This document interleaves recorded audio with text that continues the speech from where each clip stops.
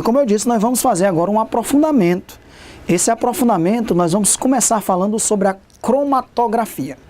Existem vários tipos de cromatografias. Nós vamos falar de 3. A cromatografia em papel, a cromatografia em camada delgada, CCD, e a cromatografia em coluna. São 3 tipos de cromatografias importantes. Eu vou mostrar qual é o princípio de funcionamento de cada uma delas e lhe mostrar que através da cromatografia a gente consegue separar os componentes de uma mistura. Vamos começar com a cromatografia em papel. Como é que funciona? Você pega um papel de filtro, corta aqui um retângulo desse papel de filtro.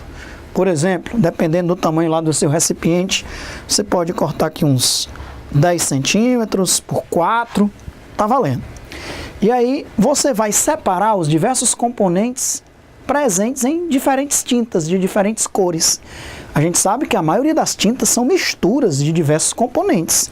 Existem as cores primárias e outras misturas que são obtidas a partir das misturas dessas cores primárias e de cores secundárias e por aí vai.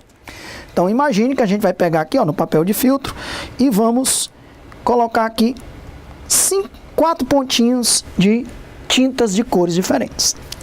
Vamos pegar uma, no laboratório a gente chama isso de uma cubeta, pode ser um recipiente qualquer, poderia ser um becker, né? Aqui um vidro de relógio, se a gente tiver no laboratório, todas essas vidrarias têm um nome. E aí você vai pegar um solvente, por exemplo, etanol ou hexano, dependendo do que você queira. Vamos imaginar que seja etanol.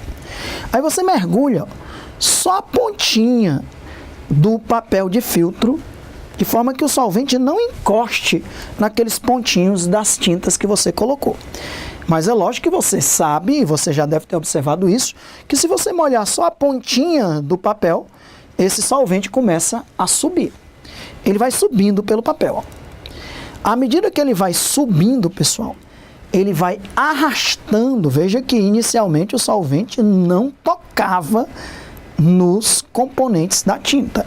Só que agora, como o papel está molhado, esse etanol, que é o solvente que nós estamos usando, vai subindo pelo papel. Então são gotejadas pontos de tinta de diferentes cores num papel adsorvente, um papel de filtro mesmo, ok?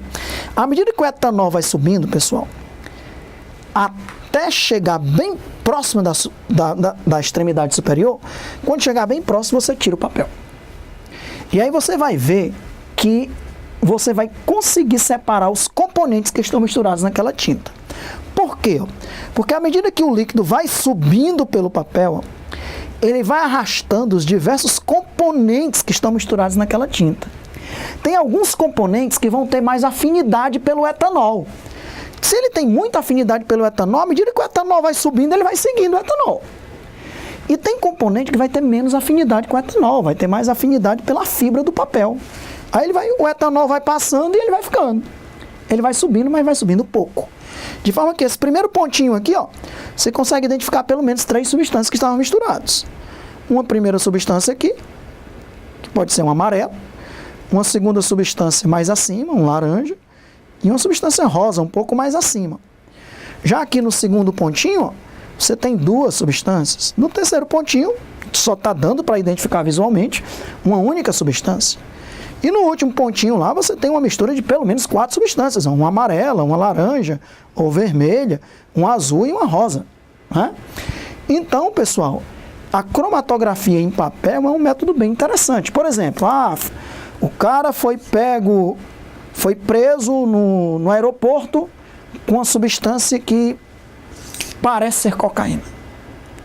Ora, se você colocar um pontinho, dissolver aquilo na água ou num solvente qualquer, em etanol, por exemplo, dissolver em etanol, colocar um pontinho. Se o cara tem uma amostra de cocaína, ou então ele já tem esse que a gente chama de RF, que é a razão entre a distância que a tinta percorreu e a razão entre a distância que o líquido percorreu. Para cada substância, esse RF, ele é constante. Então, naquelas condições, né? Então eu coloco, mas vamos supor que eu coloco um pontinho daquela substância que eu estou desconfiando que é cocaína e também um pontinho com cocaína. Se os dois, depois que passarem o solvente, ficarem no mesmo patamar, provavelmente é cocaína, porque eles estão tendo o mesmo RF. Eles subiram pelo papel com a mesma afinidade com o papel e com o solvente. Deve ser realmente a cocaína. Né? Então, estou dando uma aplicação bem interessante e um processo bem simples. Veja que eu estou conseguindo separar os componentes, os diferentes componentes das tintas, ó, sobem pelo papel até diferentes extensões e com isso são separadas. Por isso que é um método de separação de misturas. E um método de separação de misturas homogêneas, que você não conseguia ver que nesse pontinho aqui tem pelo menos quatro substâncias misturadas, que são substâncias que a gente está vendo visualmente. Né? Você pode colocar sobre luz ultravioleta e conseguir até enxergar outras substâncias que você não está vendo. Né? Colocar um revelador, tá bom? Então tá aí a cromatografia em papel. Aqui, ó, ele colocou uma tinta no papel circular aqui no meio. E o solvente foi colocado aqui no centro. O solvente vai molhando o papel, se estendendo para a extremidade, ó. E à medida que ele vai se estendendo pela extremidade, essa tinta verde separou a tinta azul e a tinta amarela. O que é que você me diz da tinta azul? Ela teve mais afinidade pelo solvente, tanto é que ela caminhou mais. O que é que você me diz da tinta amarela? Ela teve menos afinidade pelo solvente, teve mais afinidade pelo papel. Então você consegue separar pela adsorção dessa substância com o papel e sua afinidade com o solvente que está sendo utilizada. Cromatografia em papel. Papel de filtro mesmo, isso é muito simples. No laboratório a gente consegue mostrar isso para os alunos com grande facilidade. Até mesmo em sala de aula.